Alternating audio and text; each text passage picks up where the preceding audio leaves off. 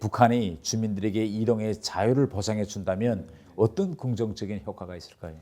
탈북인들이 이제 지금 한 3만 명 와 있는데 이분들이 처음에 와서 한국에서 하는 게 뭔가 제가 이제 유심히 관찰을 합니다. 제일 많이 하는 게 차 사는 거예요. 차 사는 거. 차 사가지고 막 여기저기 돌아다녀요. 막. 그게 그 자체가 처음 예. 거죠. 예. 그러면서 너무 좋다는 거예요. 보이원 통행증 제시 안 하고 내가 가고 싶은 곳을 그냥 마음껏 돌아다니면서 먹을 거 맛있는 거 찾아 먹고 좋은 거 보는 것 자체가 너무 행복하다는 것이죠. 2,500만 북한 주민에게 그런 자유와 행복을 해방감을 줄 수 있을 겁니다. 그리고 또 하나 먹고 사는 문제를 해결하려고 당과 최고 지도부자가 막 농촌 동원을 막 가을마다 해대고 사람마다 다 퇴비내라고 해봐야 그 해결 안 되는 거예요. 해결 안 돼요. 그러나 스스로 자신을 위해서 열심히 일하라고 하는 순간 그 모든 문제를 일기에 해결할 수 있을 겁니다. 북한의 이동의 자유 문제가 나오면 자연스럽게 나오는 문제가 이제 북한의 정치범 수용소 문제입니다. 많은 사람들이 북한에서 정말 이제 제 동료들도 많은 사람들이 이제 끌려갔습니다. 가서 현재 그들이 이제 생사에 대해서도 이제 알 수 없고 이런데 일반적으로 이제 정치범 수용소 하면 많은 사람들이 나치 독일 때 그 유대인들을 옥류했던 그런 이제 수용소와 이제 결부해서 이야기하고 있는데 제가 2017년 11월에 미국에 갔습니다. 미국에 가서 이런저런 이야기하다가 이 정치범 수용소가 나왔는데 미국인이 이렇게 물어보는 게 아니 북한에 이거 정치범 수용소 프리즌 캠프 이게 있다는 게 사실이냐 저한테 이렇게 물어보는 거에서 그런 거 있습니다. 그러니까 미국인들이 아니 21세기에 어떻게 아직도 옛날 나치 독일과 같은 그런 정치범 수용소가 아직도 있을 수 있으며 다른 하나는 그런 나라가 이 세상에 존재하는데 왜 국제 공동체는 유엔을 비롯해서 가만히 있느냐 이러면서 도무지 이해할 수 없다고 이렇게 하더라고요. 그래서 이 정치범 수용소 문제는 한국에 와서 제가 한국인들한테 북한의 정치범 수용소에 대해서 이야기하면 그렇게 큰 감화력은 별로 없습니다. 그런데 미국 같은 데서 특히 유대인들이 많이 있는 이런 곳에 가서 정치범 수용소의 문제를 이야기하면 듣는 미국 사람들이 막 입술을 떨더라고. 아, 이게 사실일까? 막 믿지 못해서. 그래서 이거 김정은의 말하자면 형사재판소 해부 이 문제와 직접 연결되는 이런 문제이기 때문에 북한이 정치범 수용소의 존재를 긍력 이거 부인하고 있는데 대표님 생각에는 어떻게? 맞습니다. 그러니까 정치범 수용소 지금 현재로만 보면 원래 10개가 넘게 있었는데 지금은 이제 국제사회의 어떤 압박 때문인지 모르겠습니다만 한 5개에서 6개로 통합이 됐고요. 수감자 수는 대략 지금 적게는 10만에서 많게는 한 15만 명 정도로 추정이 되고 있습니다. 근데 이제 문제는 만에 하나 국제사회에서 지금 사실 90년대부터 지속적으로 정치범 수용소 시찰을 요구를 하는 경우가 있었어요. 근데 북한에서는 거부했을 뿐만 아니라 아예 수용소 자체를 인정하지 않고 있는 상황인데 자, 가상을 해보자는 겁니다. 만에 하나 정말 국제사회에서 정치범 수용소를 방문해서 현재 실태를 조사한다고 쳐보자는 거죠. 그래서 거기 있는 사람들의 증언, 그다음에 어떻게 생활하는지 또 어떻게 죽어가는지를 아마 생생하게 전 세계에 알려진다면 아마 제가 볼 때는 김정은 정권이 존속하기 어려울 겁니다. 그런 정도로 사실은 대단히 심각한 문제인 것이죠. 그래서 아마 북한 당국으로서는 인정조차 아마 할 수 없는 문제일 것이고요. 그러다 보니 아이러니하게도 국제사회에서 그 수용소의 실태를 조사하고 그걸 어떻게 단계적으로 해결하기 위한 것도 마땅한 방법이 현재는 없는 것이 아닐까. 수용소를 인정하는 순간 사실 모든 걸 인정해야 되거든요. 그 안에서 벌어졌던 또는 그 체제와 그 국가가 벌였던 그 반인도적인 범죄 행위가 사실 난단치 드러나 버릴 겁니다. 그걸 막을 수 있는 방법은 없어요. 그래서 아마 끝까지 부인할 가능성도 있다고는 봅니다. 그만큼 김정은 정권으로서도 그리고 국제사회로서도 대단히 심각한 문제 중에 하나는 정치범 수용소 문제다. 이렇게 봅니다. 제가 판단하건대는 이 정치범 수용소 문제 이게 대단히 지금 국제사회가 북한에 대해서 가지고 있는 우문점 중에 하나인데 이 문제를 김정은이가 이거 극복하지 않고서는 자기가 바라는 그런 북한의 경제적 부흥이라든가 정상국가로서 국제 공동체에 인입하는 이런 문제가 저는 불가능하다고 생각하는데 김정은이가 이 문제를 지혜롭게 해결할 수 있는 이런 방도는 어떤 것이 있다고 생각하십니까? 글쎄요, 저도 사실 대단히 중요하면서도 사실 어려운 질문입니다. 그 작년에 이제 저도 북한 인권단체 행사가 미국에 있어서 갔습니다. 그리고 이제 미국의 이제 주요 의원들을 만났을 때 그런 제안을 했습니다. 북한 인권 단체들이 공동으로 미국과 수교를 한다면 반드시 수교의 조건으로 정치범 수용소 문제 해결을 걸어야 된다. 정치범 수용소 문제 해결 없는 정권과 수교를 해서는 안 된다. 이런 얘기를 여러 차례 얘기를 했고 상당히 많은 미국의 의원들이 공감을 하고 있는 문제입니다. 그렇기 때문에 이 문제를 해결하는 길이 저도 어디에 있는지는 정확하게 잘 모르겠습니다. 일단 저는 원칙은 거기에 있는 10에서 15만 명의 사람들을 구해내는 것이 첫 번째라고 생각하면 된다. 이것이 가장 절박하고 가장 중대한 문제다. 이것을 해결하기 위한 방법이 뭐냐를 먼저 논의해야 된다. 그리고 두 번째, 그 문제를 해결하는 과정에서 김정은 정권과 체제는 어떻게 될 것이냐 하는 문제는 제가 볼 땐 부차적인 문제라고 봅니다. 두 번째 문제입니다.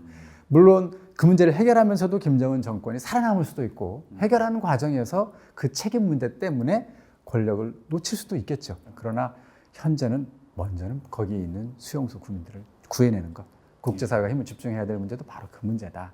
저는 그렇게 생각합니다. 저도 그 문제에 완전히 동의하는데 왜 이제 이 문제가 중요한가 하면 많은 사람들이 지금 이렇게 생각하고 있습니다. 김정은이가 핵만 포기하면 모든 것이 다 가능하고 완전히 북한은 정상국가로 돌아갈 수 있지 않냐. 여기에 플러스 알파, 즉 이제 한국의 북한에 대한 협력, 남북 경협 문제까지만 되면 북한은 완전히 정상국가로 될 수 있다. 그런데 정치범 수용소를 가지고 정상국가로 된다. 이거는 저는 전혀 불가능한 이런 그 문제라고 생각합니다. 그리고 김정은이가 이 정치범 수용소를 없애느냐 아니면 계속 유지하느냐, 이게 국내 정치에서 북한 정권의 대내 포갑성, 이 포갑성을 어느 정도까지 낮추냐, 이 문제의 첫 발이 저는 정치범 수용소가 해체돼야 된다고. 정치범 수용소를 그대로 두고 북한에서 뭐 이동의 자유, 그다음에 식량권 문제, 뭐 평등 문제, 이런 문제는 저는 해결될 수 없다고 생각합니다. 그래서 김정은 정권의 포갑성을 우리가 이완화시키고 그 약화시키는 첫 걸음이 바로 이 정치범 수용소 해체 문제가 아니겠느냐, 저는 이렇게. 네, 저도 그렇게 생각을 하고요. 현재 또 하나는 지금 이제 핵 문제와 경제 문제를 연결지어서 마치도 핵을 포기하면 모든 경제 문제가 해결될 것처럼 얘기하지만 제가 볼 때 북한의 경제가 빠른 속도로 성장하려면 반드시 체제 변화가 동반되지 않으면 어렵다고 봅니다. 예를 들어서 현대 경제에서 인터넷을 사용하지 않고 어떻게 현대 경제를 운영할 수가 있습니까? 북한 주민들이 인터넷을 자유롭게 사용하지는 그런 어떤 체제 개혁과 변화가 동반되지 않는 경제 성장은 사실 어렵습니다. 그래서 그냥 조금씩 통치자금 조금씩 몇 푼 벌려고 하는 경제, 이런 건 가능하겠죠, 경제 발전은. 그러나 그것으로 근본적으로 북한 주민의 경제 문제를 해결할 수는 없고 체제 변화를 동반한 과감한 개방과 개혁이 반드시 뒤따라야 될 텐데, 그 과정에서는 아까 얘기했던 것처럼 이동의 자유 문제라든가 뭐 인터넷 사용 문제라든가 정치범 수용소 문제도 같이 어쨌든 해결하고 넘어가지 않는 한 체제의 근본적 변화는 불가능한 것이죠. 그래서 김정은 정권도 이 점을 주목해서 대단히 심사숙고해서 결단을 내려야 된다. 그렇지 않고는 통치자금 조금 버는 정도의 경제발전 수준을 못 넘을 것이다. 그렇게 생각을 합니다.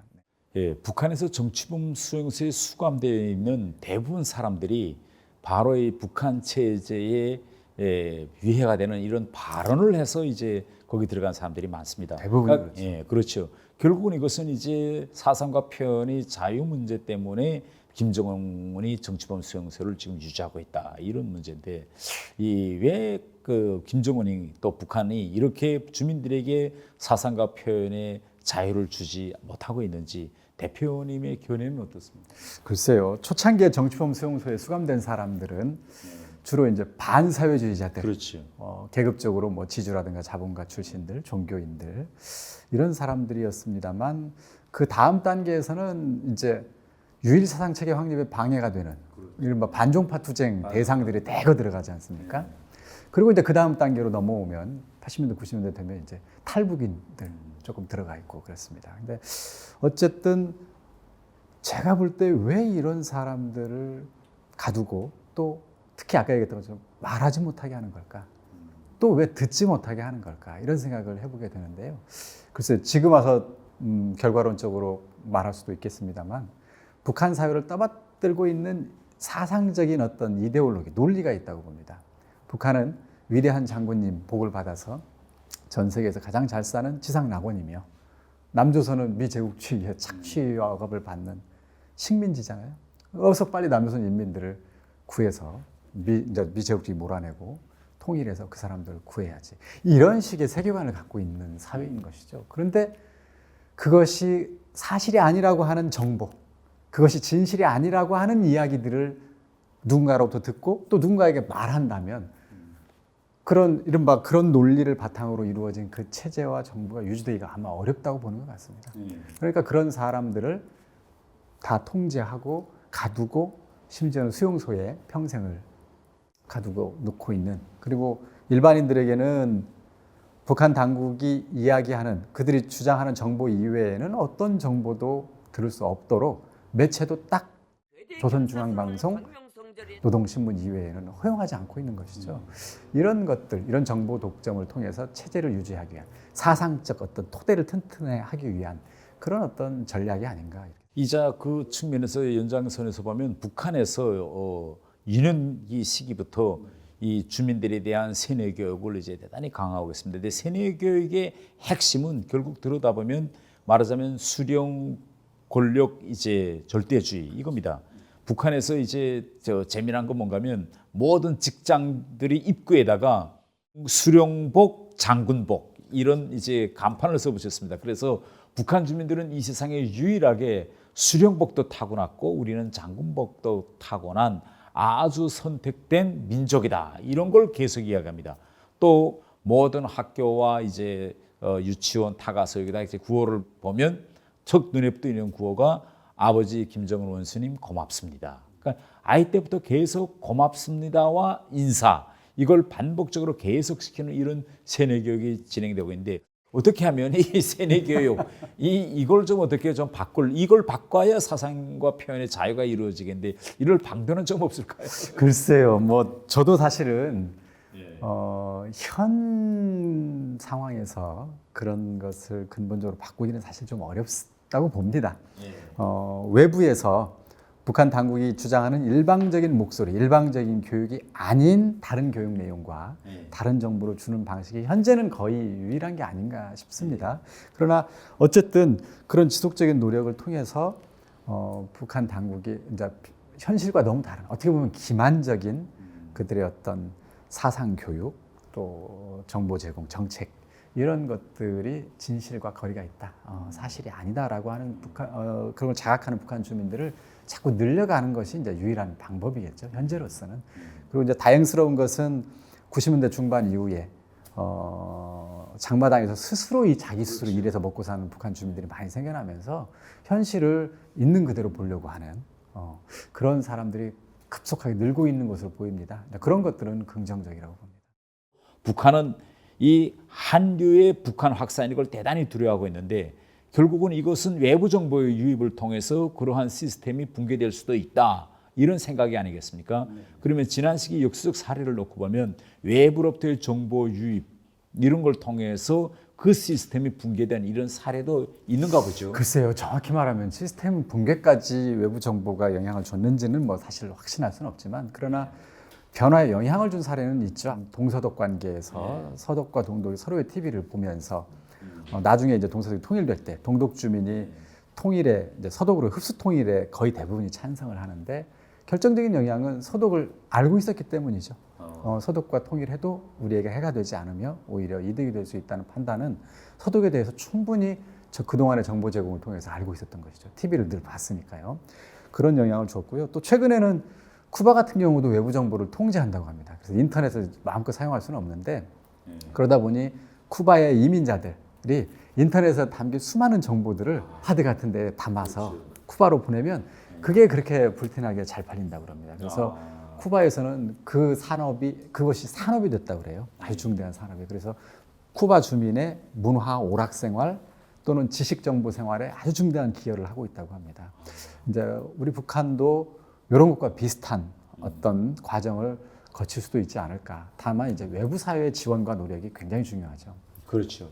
이러한 북한사에서 변화를 일으키자면 외부에서 북한 주민들을 계몽할 수 있는 그런 이제 콘텐츠를 이제 만들어서 잘 들여보내는 이런 문제가 아주 중요하다고 생각합니다. 대표님 생각에는 라디오라든가 또 이제 영상 이런 콘텐츠를 많이 만들어서 북한 내부에 들어보내는 이런 작업이 왜 필요하고 앞으로 북한 사회를 변화시키는 데서 어떤 의미들이 있을 것이다라고 생각합니다. 일단 지금 지적하신 인터넷을 쓸 수 없는 북한 주민. 예. 아주 심각한 문제죠. 사실 아마 전 세계 많은 사람들이 이해를 못할 거예요. 예, 인터넷을 못하고. 어떻게 보면 거의 동굴 속에 갇혀 사는 그런 상황인데 외부 정보를 통해서 북한 당국이 허용하지 않는다면 결국 방법은 외부에서 북한 주민에게 많은 것들을 보여줘야죠. 드라마든 영화든 뉴스든 보게 해야 하는 방법밖에 없는데 이것이 북한에게 어떤 영향이 있느냐. 일단 뭐 아까 얘기했던 것처럼 언론의 자유, 듣고 싶어도 들을 수 없고 보고 싶어도 볼 수 없는 사람들에게